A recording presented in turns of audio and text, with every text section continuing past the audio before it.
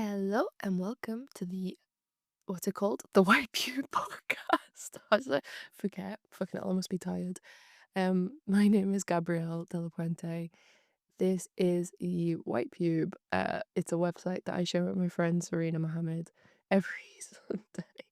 One of us takes turns posting a cultural review, something we've experienced that week that we want to think more about. We put the written version on thewhitepube.com and then we put the audio version here and we just read it out to you. And that's preferable, probably always for all people. Uh, what's wrong with me? Oh, um, I will read it out normally. I think it's because there's no script for this bit that I'm doing jazz. As a side note, for the hispanohablantes amongst us, if you would prefer una versión en español, está en el blog. I've written one to try and liberate myself from the embarrassment of learning another language. If it doesn't sound right, it doesn't sound right. You know, no harm done. The original is also there. Okay, I'm gonna read this out now. Stay till the end for the emoji of the week.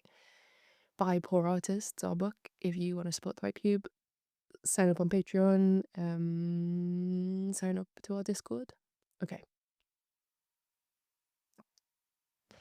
A few weeks ago, I read a blog post about Swiss psychologist Marie-Louise von Franz's idea of the provisional life. It's this belief that the current life you're living obviously isn't the real one. I mean, how could it be? It's so messed up. No. You believe you are owed a better life, where all the problems have been solved, all the kinks ironed out. The present tense is only provisional, a stand in for a perfect future that's still very much on the way. I recognized the sentiment immediately, painfully, in everything that's gone wrong with my health these past 5 years and the ensuing struggle to make money. I've caught myself thinking that my real life must be in the post. The package got lost. I felt sorry for myself for having to work and train and wait for it. And I've been increasingly jealous of the people who already have it. You know, adults who actually own the house they live in and who catch long haul flights on the regular, and they're so healthy they could advertise Greek yogurt. That night, after I'd been to the gym for my daily physio, and once I was finished with my Spanish homework and I'd done the 3 separate Anki decks I'm always fighting off, I sat on the couch in my provisional body.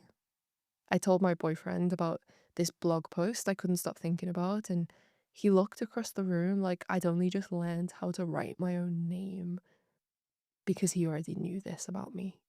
I mean, I knew it too. But now that there was language to describe it, I could extract the thorn and hold it up to the light. Last month, he made a list of everything we need to do to make this house nicer, but I mean, also safer, more livable. He left it on my desk, and I immediately lost the piece of paper. I realize now, like, of course it got lost. I don't believe this house we rent is the place we really live. I do the bare minimum to keep it running, but I don't go out of my way to care for it. In the provisional life I lead, this is only my provisional home. And in the buy to let mortgage, I'm only making the house more real for the landlord. I'm thinking about this stuff when I get the train down to London and stay with Zarina. Her boyfriend has bought a percentage of a flat through shared ownership, so they pay a mortgage and they pay rent. And yet, this still feels like something to celebrate. I like the flat. Mid-century millennial with a red dining table, wooden coffee table, soft border of plants, and a rug like someone has rolled an abstract painting across the floor. Serena built huge shelves from scratch, and now the living room looks like an indie bookshop. They only had to put the heating on 4 or 5 times in the last winter because it's a new build. We don't have insulation, so the heating goes on as late as last week. I wake up in London so relaxed, I forget it's a work trip and think, if I was always traveling, I would never have to decide whether things felt real or not. I would just never have to commit. The next morning, we decide to go to the Museum of the Home on a whim.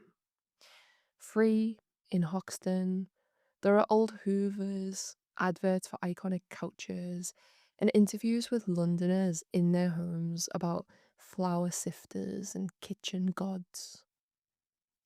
I really liked Mark Cowper's work photographing 32 living rooms in a tower block in Battersea because when it's late and someone hasn't closed the curtains yet, here you're allowed to stop and stare.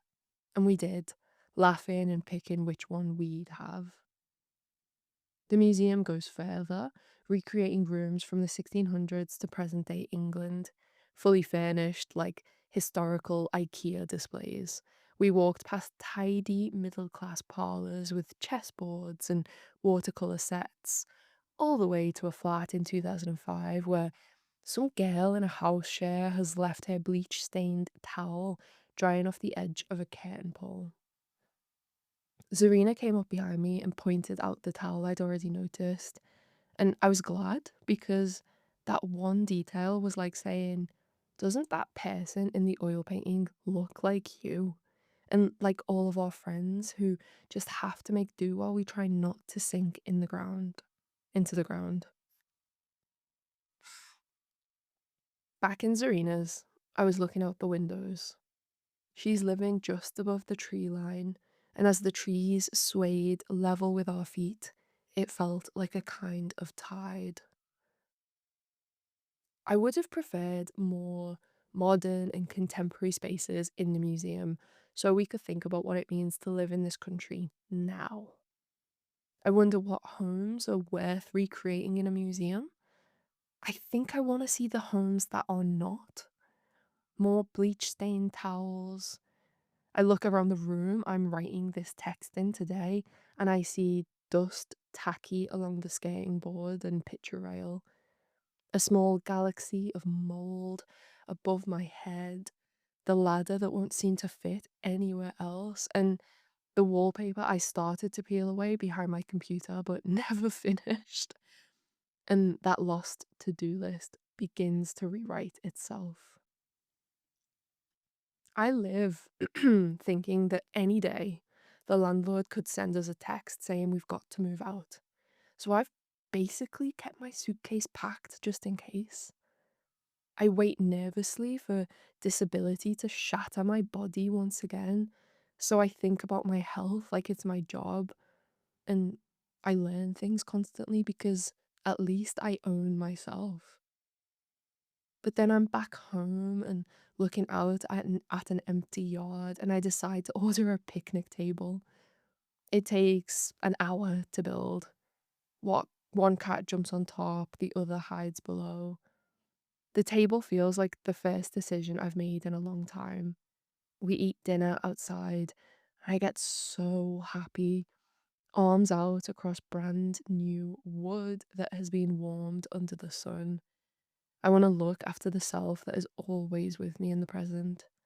I have to trick myself out of a provisional life.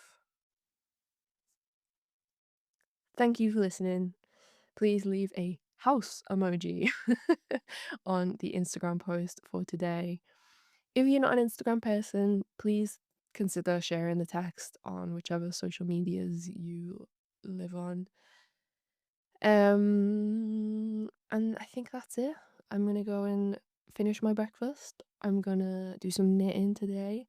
I got a new film camera. I'm gonna set that up, and it's the first Sunday of the month, which means it's mine and my friend's film club. I hope you are having an equally fulfilling, restful, maybe social day. Uh, and have a nice bank holiday as well. Okay, I'll see you next time.